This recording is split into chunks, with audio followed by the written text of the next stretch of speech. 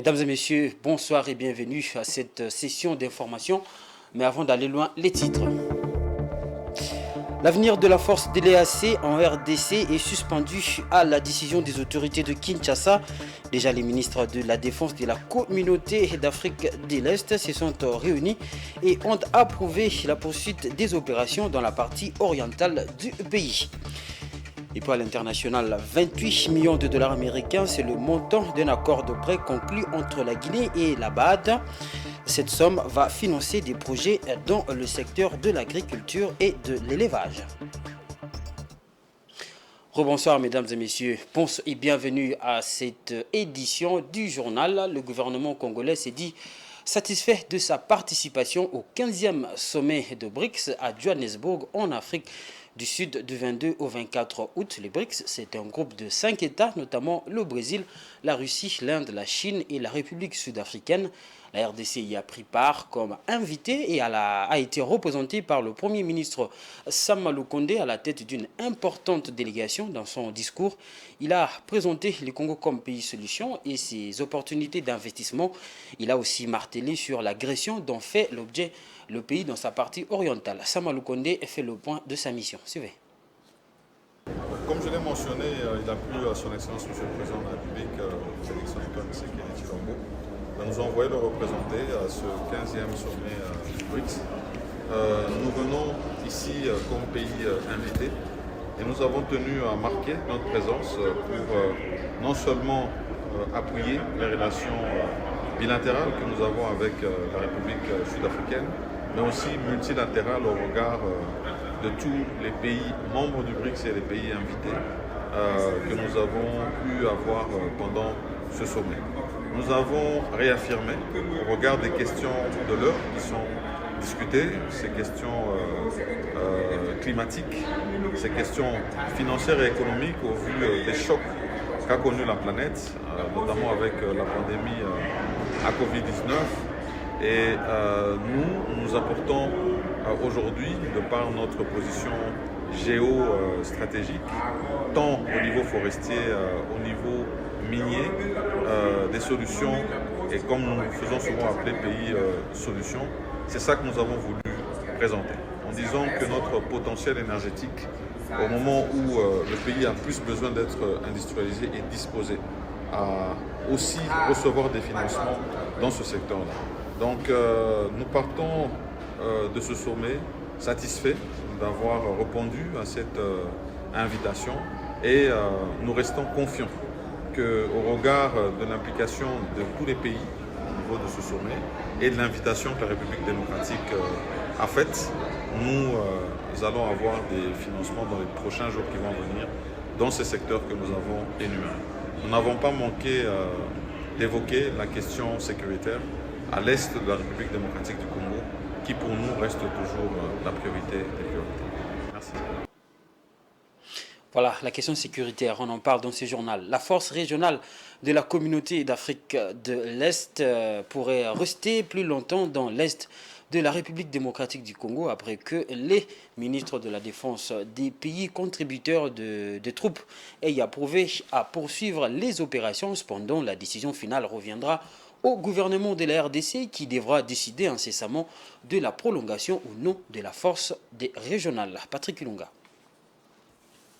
Pour les ministres de la Défense de la région, le gouvernement de la RDC envisage de prolonger le mandat de la force régionale d'Afrique de l'Est au-delà de la date limite du 8 septembre afin de sauvegarder les acquis réalisés par cette force. Les ministres de la Défense de la communauté d'Afrique de l'Est ont soutenu à l'unanimité l'appel lancé aux forces armées pour qu'elles restent concentrées sur leur mandat consistant à soutenir la RDC dans le rétablissement de la paix. La réunion extraordinaire de sécurité tenue à Nairobi avait pour objectif d'examiner le progrès de la force régionale en RDC pour rétablir la sécurité. Les ministres ont noté que l'insécurité persiste dans les zones où le retrait n'a pas été réalisé, exacerbant ainsi la situation humanitaire. Au cours de la réunion, les ministres de la Communauté d'Afrique de l'Est ont reconnu que des progrès significatifs avaient été réalisés par la force régionale pour soutenir les FARDC dans le maintien de l'ordre public, l'ouverture des principales routes d'approvisionnement, la facilitation de l'accès à l'aide humanitaire, le respect d'un cessez-le-feu entre les parties belligérantes et le retour à la normale dans certaines régions. S'exprimant lors de l'événement, le ministre kenyan de la Défense a reconnu que la RDC est un partenaire stratégique clé et que la paix et la stabilité régionale sont essentielles au développement socio-économique. À Kinshasa, il s'est tenu du 24 au 25 août un séminaire sur la revitalisation de l'accord cadre d'Addis Abeba. Les participants à ces assises ont réfléchi sur le bilan de l'accord cadre 10 ans après son adoption à la lumière de développement intérieur au cours de cette période.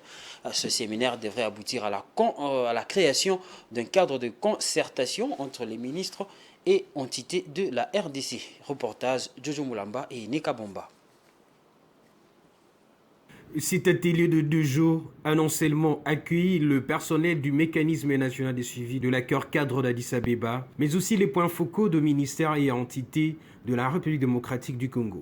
Les participants à ces assises ont donc travaillé sur la production d'un document politique qui doit aider le gouvernement congolais à définir sa position concernant la revitalisation de l'accord cadre d'Addis Abeba. Comme vous le savez, le bureau de l'envoyé spécial travaille en étroite collaboration avec le mécanisme de suivi de l'accord cadre. Donc pour nous, l'idée c'est que en ce moment, le mécanisme est en train de faire des activités dans le sens de la redynamisation. Et comme vous le savez également, dans le cadre au niveau régional, le bureau de l'envoyé spécial aussi travaille dans les mois à venir pour la revitalisation de l'accord cadre. Donc je pense que c'est comme un prélude à cette activité de revitalisation qui vont donner peut-être une évaluation des acquis, qu'est-ce qu'il faut améliorer à l'avenir pour la mise en œuvre de cet accord cadre.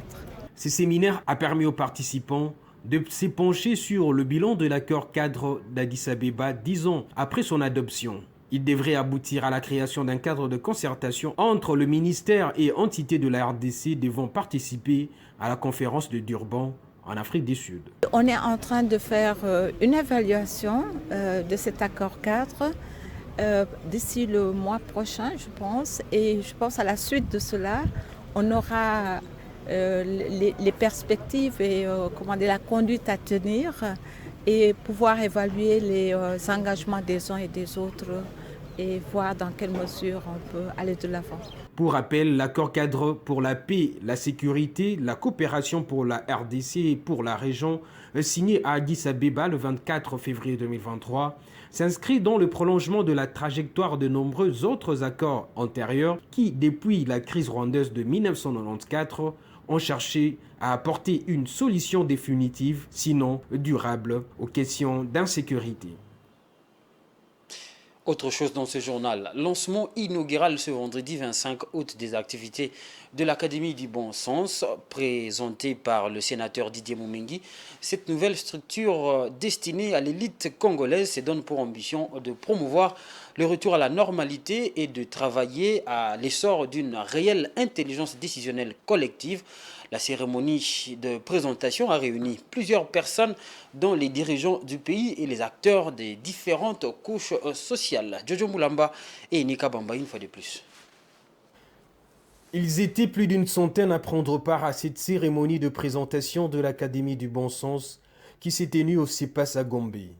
Des animateurs des institutions de la République, des acteurs politiques, des scientifiques, des journalistes, des étudiants, des opérateurs économiques et des acteurs de la société civile ont rehaussé de leur présence au lancement des activités de cette structure qui se propose de promouvoir le retour à la normalité et de se rediriger vers la bonne direction. Pour certains participants, l'Académie du Bon Sens est une belle initiative qu'il convient de soutenir. Le bon sens s'applique sur toutes les thématiques de la vie, que ce soit dans la gouvernance publique, dans la gouvernance privée, dans la gouvernance familiale et même dans son être soi-même. Parce qu'il y a des choses qu'on ne peut pas écrire, il y a des choses qu'on ne doit pas vous dire, il y a des choses qui ne sont pas édictées par les lois et les règlements, mais qui relèvent du comportement et de l'esprit de chaque personne. D'où, je pense que c'est une initiative qu'il faut encourager. J'ai été très heureux de constater qu'il y avait un aéropage très significatif et toutes les couches étaient là, les étudiants étaient là, les décideurs étaient là, les hommes politiques étaient là, les hommes ordinaires, les opérateurs économiques étaient là, les enseignants, les chercheurs. Et moi je pense que c'est une initiative qu'il faut encourager. En un mot, l'Académie du Bon Sens est une école d'initiation pratique à la citoyenneté agile et éthique au service de l'intelligence sociétale congolaise. Après cet événement, plusieurs séances de formation seront organisées à Kinshasa. L'Académie du Bon Sens lance le défi de briser les caractères fatalistes que nous attribuons aux problèmes qui nous environnent et qui nous exterminent silencieusement. Et ces problèmes ont leur solution dans la restauration du bon sens. C'est cela que nous voulons apporter à notre solution. Et nous avons une démarche pratique. Chaque séance de l'Académie du Bon Sens va convoquer un problème de la société, de la vie quotidienne congolaise. Un problème. Nous avons commencé le 17 octobre avec cette question majeure, cette question fondamentale. Qui sommes-nous? Pourquoi nous nous appelons Bantou? Il vient d'où ces Bantou? Quel était notre premier ancêtre? De qui nous tenons ce nom Bantou? Comment faire la démonstration que la traite négrière et la colonisation sont des accidents de l'histoire qui ont quelque part vidé l'essence humaine de l'homme congolais? Pour Didier Moumengi, il est temps que le Congolais développe le bon sens pour sortir le pays des problèmes auxquels il fait face aujourd'hui. Voilà, parlons du bon sens. Voilà une illustration des cathodes de cuivre volées interceptées par les forces de sécurité au niveau du péage de Kanyaka ce mercredi 23 août 2023 autour de 23h. Des minerais détournés pour être acheminés vers l'étranger via la Zambie. Ils ont été présentés au gouverneur du Haut-Katanga, Jacques Kabula Katwe, a indiqué que le dossier sera remis au parquet pour des enquêtes afin que les responsabilités soient établies. Suivez.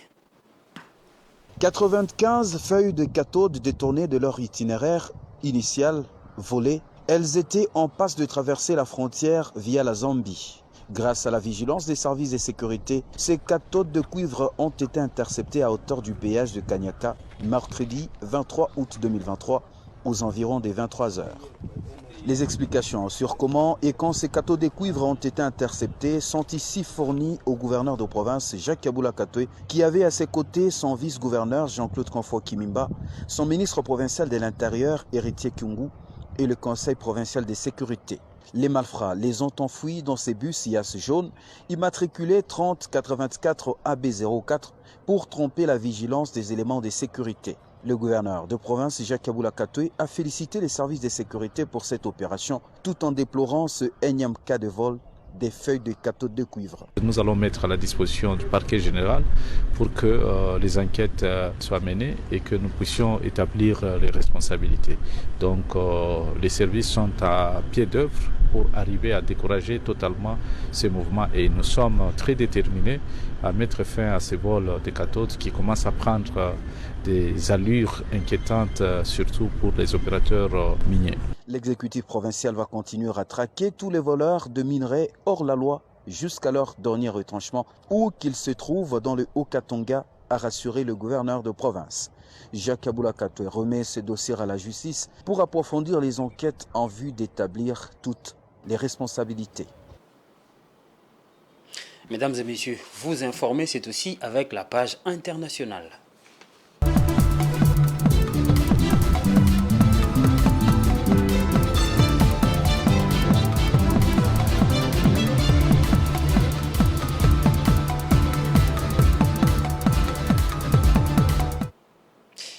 La Guinée et la Banque africaine de développement ont signé début août 2023 un accord de près de 28 millions de dollars américains pour financer la mise en œuvre du projet d'appui au développement agro-pastoral, à la digitalisation et à l'accès au marché en Guinée. Le projet a été approuvé en juillet dernier avec pour but de promouvoir la transformation de certaines céréales en aliments de la volaille.